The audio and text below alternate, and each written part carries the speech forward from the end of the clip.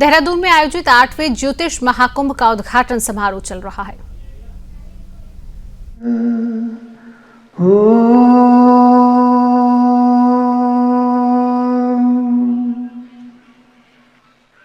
शांति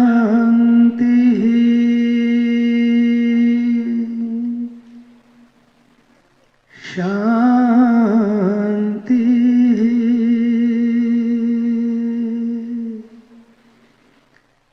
शांति।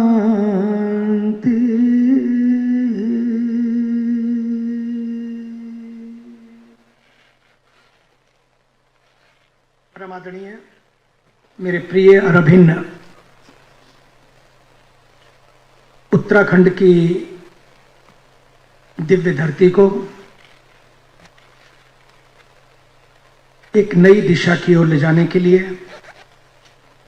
एक सशक्त भूमिका निभाने के लिए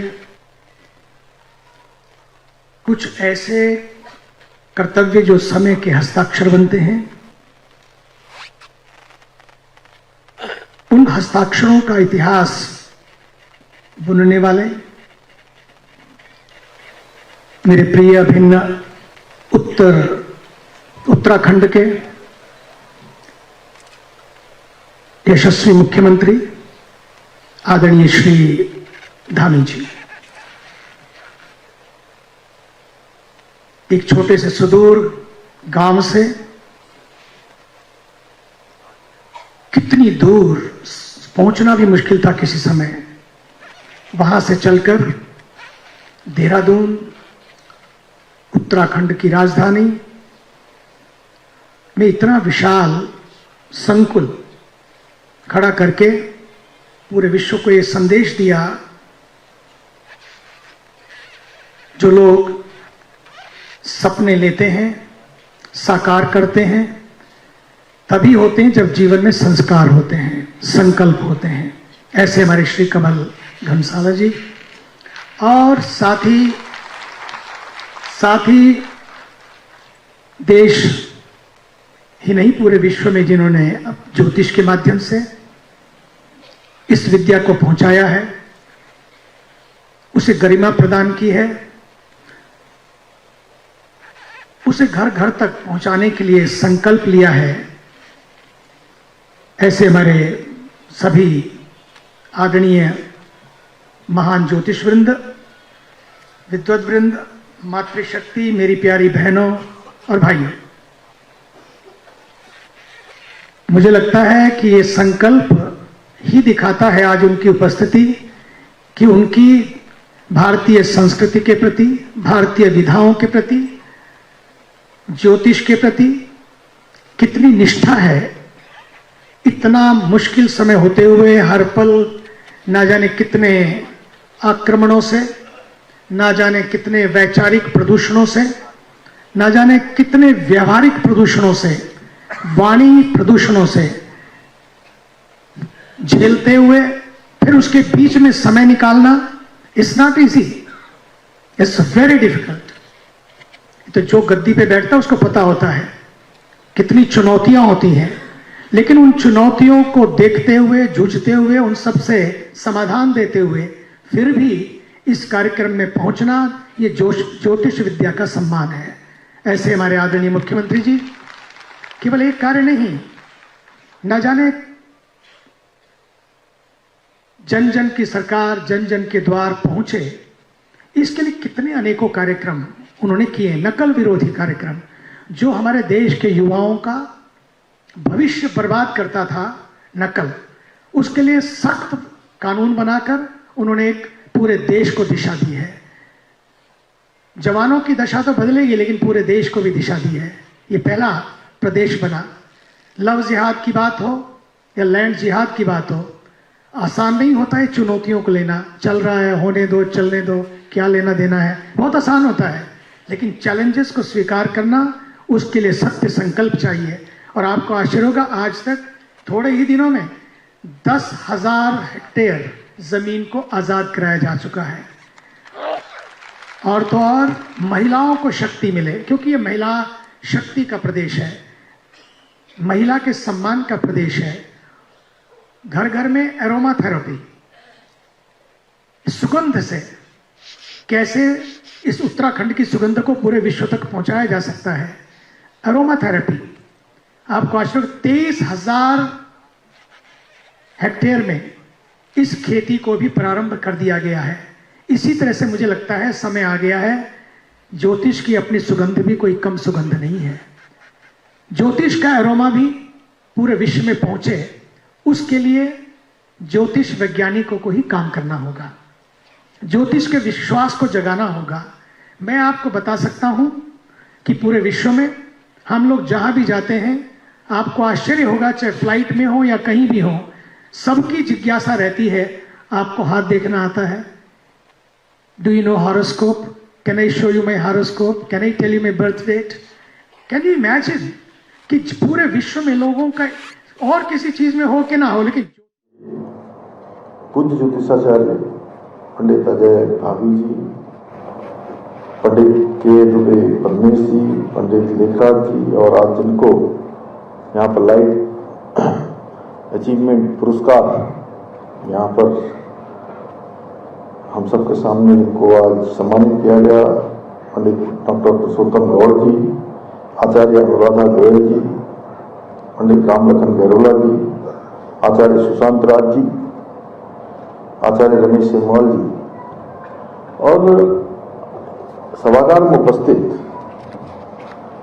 देश के कोने कोने से पधारे आप सभी प्रतिष्ठित ज्योतिषाचार्यों, विद्वानों, शोधकर्ताओं तथा इस हमारी महान परंपरा, प्राचीन महान परंपरा से, ज्ञान परंपरा से जुड़े हुए सभी मनुष्यों का, मीडिया के भी हमारे सभी मित्रों का मैं इस अवसर पर देवभूमि उत्तराखंड पधारने पर आप सबका हृदय से स्वागत करता हूं, आप सबका अभिनंदन करता हूं।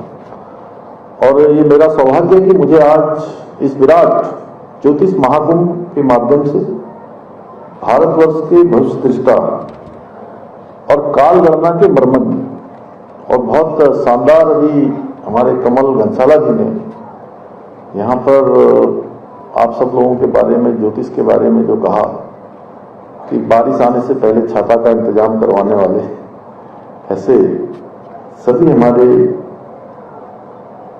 ज्योतिषाचार्य, सभी आप सब विद्वज्जनों के बीच में मुझे भी आने का शुभ अवसर प्राप्त हो रहा है। और मैं ये अपना सौभाग्य मानता हूं कि मुझे लगातार, इधर तो हमारे यहाँ के हमारे संपादक, हमारे मित्र अनूप वाजपेयी जी प्रत्येक वर्ष बुलाते ही हैं, लेकिन मैं जब पहले वर्ष यहाँ पर ज्योतिष महाकुंभ प्रारंभ हुआ उस समय मैं इस जिम्मेदारी में भी नहीं था, लेकिन मैं अपना सौभाग्य कहूँगा कि आप जैसे सभी ज्योतिषाचार्यों के बीच में मुझे इसके प्रथम जो ज्योतिष महाकुंभ हुआ था तब से लगातार आने का सौभाग्य प्राप्त हुआ है। मैं इस विशिष्ट आयोजन के लिए अमर उजाला परिवार और ग्राफिक एरा विश्वविद्यालय को बहुत हार्दिक बधाई और साधुवाद देता हूं। ये ज्योतिष हमारे प्राचीन और दिव्य ज्ञान में छुपे हुए वैज्ञानिक रहस्यों को आम लोगों तक पहुंचाने का अद्भुत प्रयास है। मुझे पूरा विश्वास है कि आपकी ये पहल मात्र एक विमर्श तक सीमित नहीं रहेगी, बल्कि इससे निकलने वाले निष्कर्ष मानव जीवन और सामाजिक समस्याओं के निराकरण के लिए विकट अंतर्राष्ट्रीय स्थितियों में हमारे राष्ट्र के उज्जवल भविष्य के लिए भी सार्थक मार्गदर्शन प्रदान करेगा। भाइयों बहनों, हमारी सनातन संस्कृति में ज्ञान, विज्ञान और अध्यात्म का बहुत अद्वितीय संगम है। हमारी सनातन संस्कृति केवल आस्था और विश्वास पर ही आधारित नहीं है, बल्कि ये गहरे वैज्ञानिक दृष्टिकोण, चिंतन और शोध का परिणाम है। पर अक्सर ज्योतिष विज्ञान को मात्र आस्था के साथ जोड़कर देखा जाता है, परंतु ये सच्चाई है कि ज्योतिष भारत का एक अत्यंत समृद्ध, गूढ़ और वैज्ञानिक शास्त्र है।